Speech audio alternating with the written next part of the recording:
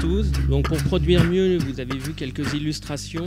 Nous travaillons particulièrement sur des développements de cellules robotisées, la cellule flexible robotisée mobile qui nous permet de déplacer très rapidement, en moins de 10 minutes, ce concept de cellule robotisée pour faire du chargement, déchargement, de pouvoir faire du contrôle de pièces et du stockage, et donc de réattribuer des fonctions finalement assez pénibles pour un opérateur, de pouvoir augmenter le temps d'ouverture de la machine-outil.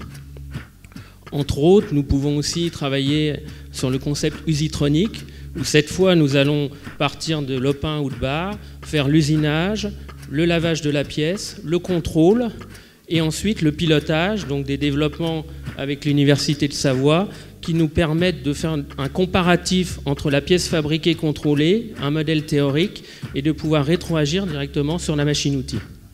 Maurice, tu travailles sur un projet à l'Université de Savoie, Mesura, issu d'ailleurs d'un interreg franco-suisse avec le PFL.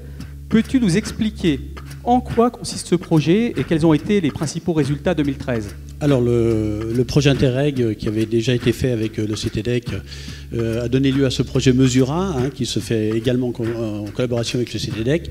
Et le but, c'était de partir de l'expérience qu'on avait sur plusieurs thèses dans l'expertise, dans la détection et l'évaluation de défauts visuels par l'être humain, pour être capable de fournir une machine industrialisable et vendable à la fin du projet.